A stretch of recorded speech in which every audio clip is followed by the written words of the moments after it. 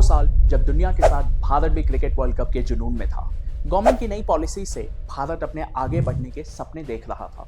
हर तरफ खुशी का माहौल था, लेकिन तभी एक ऐसा इंसिडेंट सामने आया जिसने पूरे देश को एक बड़ा झटका दिया। भारत को एक बार फिर अपने पड़ोसी मुल्क से बहुत बड़ा धोखा मिला। ऐसा धोखा जो किसी ने सोचा नहीं था। इस धोखे का पता चलते ही देश का हर एक नागरिक एक ही सवाल पूछ रहा था, क्या हम एक और जंग के नजदीक हैं? यहाँ से शुरुआत हुई कारगिल के उस जंग की, जो सिर्फ एक लड़ाई नहीं थी, बल्कि ये हमारी सेना के बहादुरी, कौशलता और बलिदान की एक मिसाल है, जिनकी कुर्बानी को याद रखने के लिए हर साल 26 जुलाई को कारगिल विजय दिवस मनाया जाता है। आइए जानते हैं आखिर ये जंग शुरू कैसे हुई, क्या कॉन्स्पिरेसी थी इसके पीछे और कैसे हमारी सेना ने अपनी बहादुरी से जीत हासिल की। Kargil War 1999. This place became the center of much international intrigue and war between India and Pakistan. 22 years ago, India was betrayed by its neighbor Pakistan. Prime Minister Atal Bihari Vajpayee made it clear that India would emerge victorious. हम शांति चाहते हैं, ये तो दुनिया ने देखा। अब दुनिया ये देखेगी कि हम शांति की रक्षा के लिए अपनी शक्ति का भी प्रदर्शन कर सकते हैं।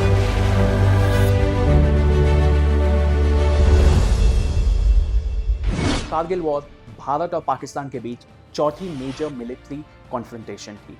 खास बात यह है कि इस जंग से कुछ ही महीने पहले फरवरी 1999 में former prime minister Atal Bihari Vajpayee ने पाकिस्तान की तरफ दोस्ती का हाथ बढ़ाते हुए लाहौर तक एक बस यात्रा की थी और वहां पहुंचकर एक कविता भी सुनाई थी, हम जंग ना होने देंगे। और साथ ही पाकिस्तान के former prime minister Nawaz Sharif के साथ लाहौर डिक्लेरेशन भी साइन किया था। ये डिक्लेरेशन इंडिया और पाकिस्तान के बीच पीस बनाए रखने के लिए एक बड़ा कदम था, लेकिन इसके कुछ ही महीने बाद हमें दोनों देशों के बीच एक बहुत बड़ी जंग देखने को मिली। इस जंग की शुरुआत तब हुई जब अप्रैल 1999 में पाकिस्तान के सोल्जर्स और मिलिटेंट्स ने लाइन ऑफ कंट्रोल यानी कि LOC को क्रॉस करके कारगिल डिस्ट्रिक्ट के हाई एल्टीट्यूड एरिया को कैप्चर कर लिया। विंटर कंडीशन और स्ट्रेटेजिक लोकेशन की वजह से किसी को भी इनका पता नहीं चला, क्योंकि भारी बर्फबारी की वजह से ये एरियाज इनएक्सेसिबल हो जाते हैं। पाकिस्तानी फोर्सेस का एम था कारगिल सेक्टर के स्ट्रेटेजिक पॉइंट्स पर कब्जा करके श्रीनगर लेह हाईवे को डिसरप्ट करना, जो कि भारत के लद्दाख रीजन को बाकी देश से कनेक्ट करता है। इसके अलावा पाकिस्तान का एम था कि वो भारत को सियाचिन ग्लेशियर से भी हटने पर मजबूर कर दे, जो 1984 से भारत के संरक्षण में है। साथ ही इनका मकसद LOC को बदलना और कश्मीर के मुद्दे को इंटरनेशनल लेवल पर ले जाना था, और इस पूरे साजिश को नाम दिया गया ऑपरेशन बद्र।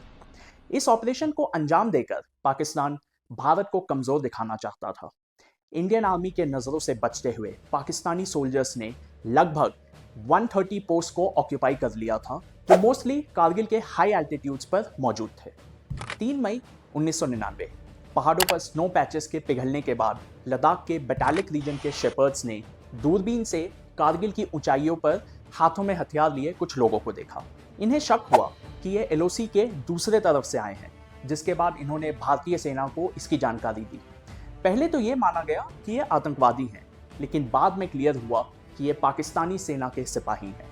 मई के महीने में पाकिस्तानी सेना ने कारगिल की ऊंचाइयों पर मजबूती से अपना कब्जा जमा लिया था, जो भारत के लिए एक बहुत बड़ी चुनौती बन चुका था। इन पोजीशंस को रीगेन करने के लिए 26 मई 1999 को एक large scale military operation plan किया गया, जिसे ऑपरेशन विजय का नाम दिया गया। इस ऑपरेशन के तहत इंडियन आर्मी ने अपनी फुल स्ट्रेंथ और कैपेबिलिटी दिखाई। साथ ही इंडियन एयरफोर्स ने भी ऑपरेशन सफेद सागर लॉन्च किया, जिसमें MiG-21, MiG-27 और मिराज 2000 जैसे एयरक्राफ्ट्स ने पार्टिसिपेट किया। इन एयरक्राफ्ट्स ने आर्मी को क्रूशियल एयर सपोर्ट दिया, जिससे ग्राउंड ऑपरेशंस को फास्ट ट्रैक करने में मदद मिली। एयरफोर्स के मिराज 2000 एयरक्राफ्ट्स ने प्रिसाइज एरियल बॉम्बिंग की और एनिमी पोजीशंस को न्यूट्रलाइज किया।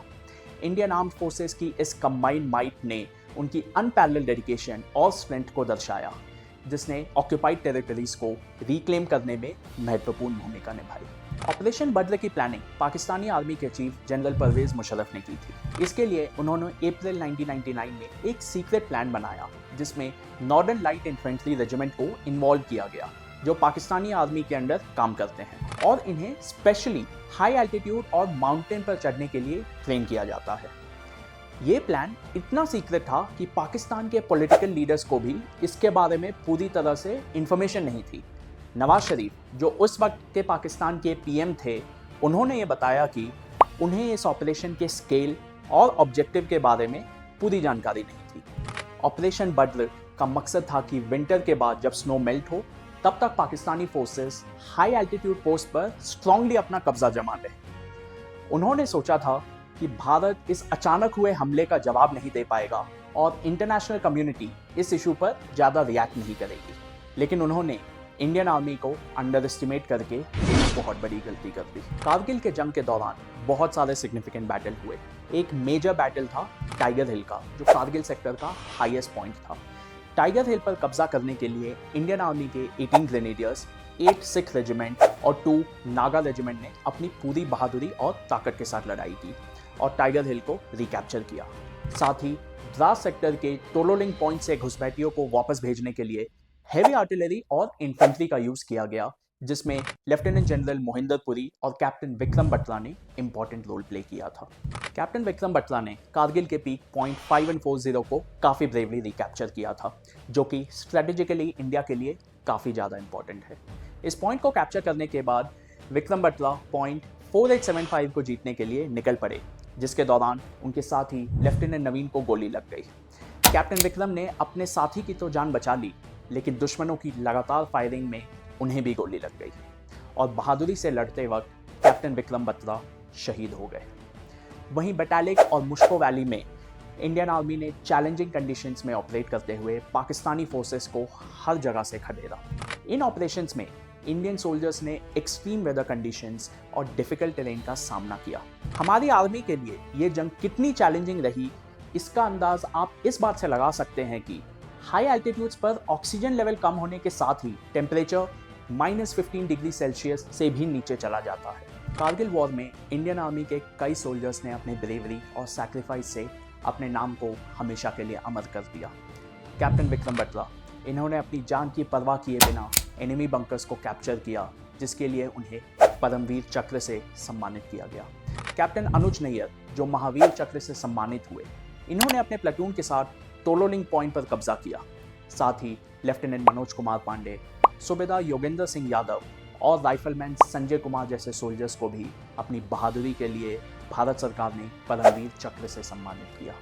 भारत को इस जंग में जीत सिर्फ कुछ सोल्जर्स की बहादुरी की वजह से नहीं मिली, बल्कि ऑपरेशन विजय में शामिल हुए सभी सिपाहियों ने अपनी बहादुरी और देश प्रेम के जुनून से इस जंग में भारत को जीत दिलाई। कारगिल वॉर ऑफिशियली 26 जुलाई 1999 को खत्म हुआ, जब भारत ने अपनी टेरिटरीज को सक्सेसफुली रिक्लेम किया।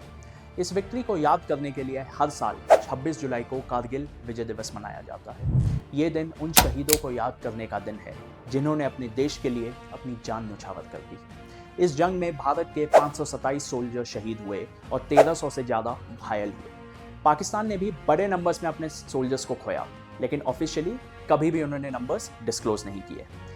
कारगिल वॉर ने दुनिया को एक स्ट्रॉन्ग मैसेज दिया कि हम भारतीय अपनी सुरक्षा और अखंडता के लिए किसी भी हद तक जा सकते हैं। कारगिल वॉर से भारत ने कई सारे इंपॉर्टेंट लेसन सीखे और फ्यूचर में कोई गलती ना हो, इसीलिए इंटेलिजेंस फेलियर को एड्रेस करने के लिए रॉ और आईबी को रिस्ट्रक्चर किया गया। अलग अलग डिफेंस फोर्सेस के बीच कम्युनिकेशन और कोऑर्डिनेशन को इम्प्रूव किया गया।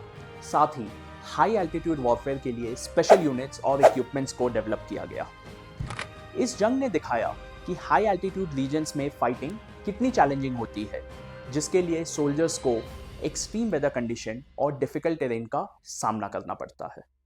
दोस्तों, कारगिल वॉर सिर्फ एक मिलिट्री विक्ट्री नहीं थी, बल्कि ये जंग हमारे सोल्जर्स के ब्रेवरी, सैक्रिफाइस और डेडिकेशन की मिसाल है, जिसकी वजह से आज भी उन शहीदों का जुनून और देशभक्ति हमारे दिलों में जिंदा है। हमारे सोल्जर्स हमारे देश के वो मजबूत दीवार हैं जो ढाल बनकर बॉर्डर पे पहरा देते हैं ताकि हम महफूज रह सकें।